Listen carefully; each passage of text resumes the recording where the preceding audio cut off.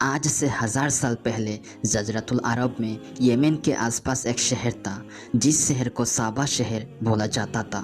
اس شہر میں جو لوگ رہتے تھے وہ قوم سابا کی لوگ تھے۔ اس شہر کے لوگ اللہ کی نعمت سے بہت ہی عیش و آرام سے اپنی زندگی گزار رہے تھے، لیکن یہ قوم بہت ہی بری طریقے سے شرک میں مبتلا ہو گئے تھے، کیونکہ وہ لوگ ہمیشہ سورج اور اگنی کی پوجا کیا کرتے تھے۔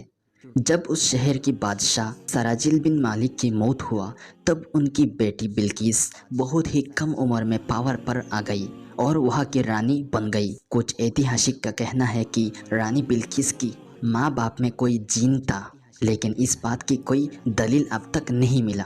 جو بھی ہو، راجکماری بلقیس بہت ہی بدھیمان اور ہوشیار لڑکی تھی۔ رانی بلقیس نے پوری یمن دیش کو لگاتار 9 سال تک بہت ہی اچھی طریقے سے شاشن کیا تھا۔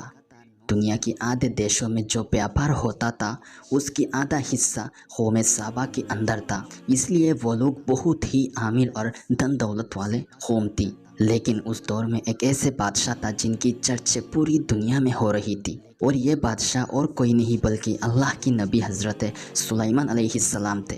حضرت سلیمان علیہ السلام کی بادشاہی دنیا کی آدھے دیشوں میں پھیلا ہوا تھا، اور سارے دیش کی کیپٹل یروشلم ہوا کرتا تھا۔ نبی سلیمان علیہ السلام کو اللہ تعالیٰ نے سارے پشو پکشی، مانو دانو اور جن جات کے اوپر کنٹرول کرنے کی پاور عطا کیا تھا۔ ایک دن کیا ہوا کہ حضرت سلیمان علیہ السلام ان کی راز دربار میں ایک میٹنگ کا آیوجن کیا، لیکن اس میٹنگ میں ان کی سب سے قریبی پکشی ہدہد اس میٹنگ میں موجود نہیں تھا۔ سارے جن، انسان اور پکشیاں مل کر ہدہد کو ڈھونڈا، لیکن ہدہد کہیں نہیں ملا۔ سلیمان علیہ السلام نے غصے میں ایک ڈیسیشن لیا کہ آج ہدہد آنے کے بعد اگر پرمان نہیں دیا کہ وہ کہاں تھا تو اس کو قتل کر دیا جائے گا۔ اسی وقت ہدہد پکشی سلیمان علیہ السلام کے دربار میں حاضر ہوا۔ ہدہد کو پوچھا گیا کہ تو کہاں تھا؟ ہدہد نے جواب دیا کہ میں اڑ اڑ کے ایک ایسی شہر میں چلا گیا تھا کہ جہاں میں نے دیکھا کہ لوگ شرک کر رہے تھے۔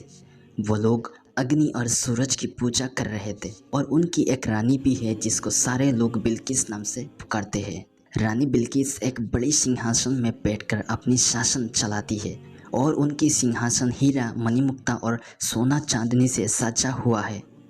ان کے آس پاس عیش و آرام کی ہر چیز موجود ہے۔ حضرت سلیمان علیہ السلام نے فرمایا کہ اگر تمہارا بات سچا ہوا تو میرا ایک چٹھی